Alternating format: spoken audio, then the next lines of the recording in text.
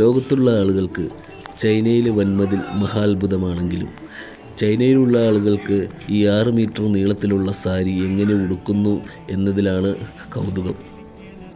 6 metre നീളത്തിലുള്ള ഈ സാരിയിലേക്ക് ചൈനക്കാരുടെ ശ്രദ്ധ തിരിഞ്ഞത് കേരളത്തിൽ നിന്നും വിനോദയാത്രയ്ക്ക് പോയ കുറച്ച് ആളുകൾ ചൈന വൻമതിലിനു മുകളിൽ ഭരതനാട്യവും തിരുവാതിരയും കളിച്ചപ്പോഴായിരുന്നു. സെറ്റ് സാരിയും ബ്ലൗസും മുണ്ടുമുടുത്ത് തിരുവാതിര കളിച്ച മലയാളി വനിതകളും കസവും മുണ്ടുടുത്ത് അവർക്ക് പിന്തുണ നൽകിയ പുരുഷന്മാരും ചൈനയിലെ വിനോദസഞ്ചാര മേഖലകൾക്കിടയിൽ താരങ്ങളായി. കേരളത്തിൽ നിന്ന് വിനോദയാത്രയ്ക്ക് പോയ യുവതികളും യുവാക്കളുമാണ് ചൈന വൻമതിലിന് മുകളിൽ തിരുവാതിര കളിക്കാം എന്നുള്ള ആശയം മുന്നോട്ട് വച്ചത്. മെയ് മാസം 7-ാം തീയതി പുലർച്ചെയായിരുന്നു 38 പേരടങ്ങുന്ന സംഘം കേരളത്തിലെ 9 ജില്ലകളിൽ നിന്നുമായി വിനോദയാത്രയ്ക്കായി ചൈനയിലേക്ക് വിമാനം കയറിയത്. കണ്ണൂർ ആസ്ഥാനമായി പ്രവർത്തിക്കുന്ന യാത്രാനന്ദ ട്രാവൽ ഏജൻസിയാണ് യാത്രക്കാരെ ചൈനയിലേക്ക് കൊണ്ടുപോയത്. ട്രിപ്പ് ബുക്കിംഗ് കഴിഞ്ഞപ്പോൾ തന്നെ എല്ലാ യാത്രക്കാരെയും ഉൾപ്പെടുത്തി വാട്സാപ്പിൽ ഒരു ഗ്രൂപ്പ് നിർമ്മിക്കുകയും ചെയ്തു. കണ്ണൂരിൽ നിന്നുള്ള ഹിമ എന്ന കുട്ടിയായിരുന്നു ചൈന വൻമതിലിന് മുകളിൽ തിരുവാതിര കളിച്ചാലോ എന്ന ആശയം ഗ്രൂപ്പിൽ ആദ്യം പോസ്റ്റ് ചെയ്തു. എന്തായാലും നമ്മൾ യാത്ര പോവുകയല്ലേ, എല്ലാവർക്കും ഓർത്തിരിക്കാൻ ഒരു ആശയമായിക്കോട്ടെ എന്ന് കരുതിയാണ് ഞാൻ അങ്ങനെ പോസ്റ്റ് ചെയ്തതെന്ന് പിന്നീട് അവർ പറയുകയുണ്ടായി.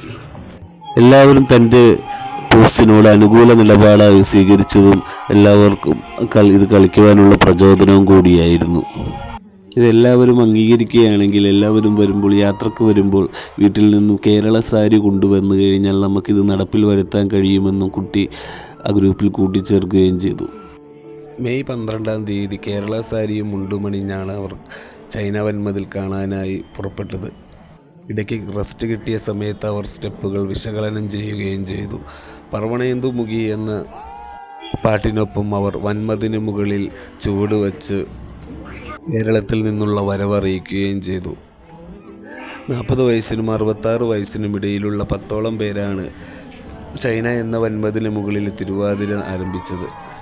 തിരുവാതിര കഴിഞ്ഞതോടുകൂടി ചൈനക്കാരുടെ വൻ തിരക്കായി. സെൽഫി എടുക്കാനും മറ്റുമായി കുശലാന്വേഷണങ്ങൾ ചോദിച്ചവർ അവരെ വീർപ്പ് മുട്ടിക്കുക തന്നെ ചെയ്യുകയും ചെയ്തു.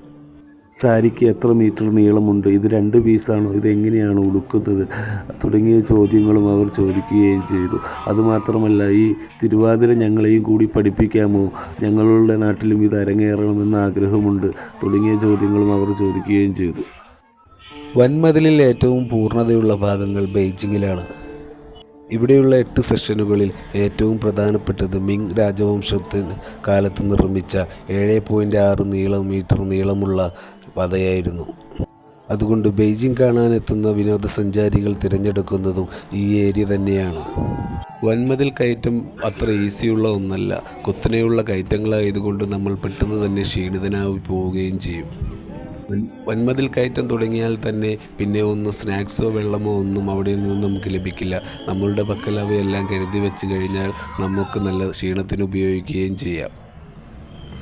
1949-ൽ പീപ്പിൾ റിപ്പബ്ലിക് ഓഫ് ചൈന വന്നതിന് ശേഷമാണ് വൻമതിൽ കൂടുതൽ ശ്രദ്ധയാകർഷിക്കപ്പെടുന്നതും കൂടുതൽ സംരക്ഷിക്കപ്പെടുന്നതായി തോന്നിയത്.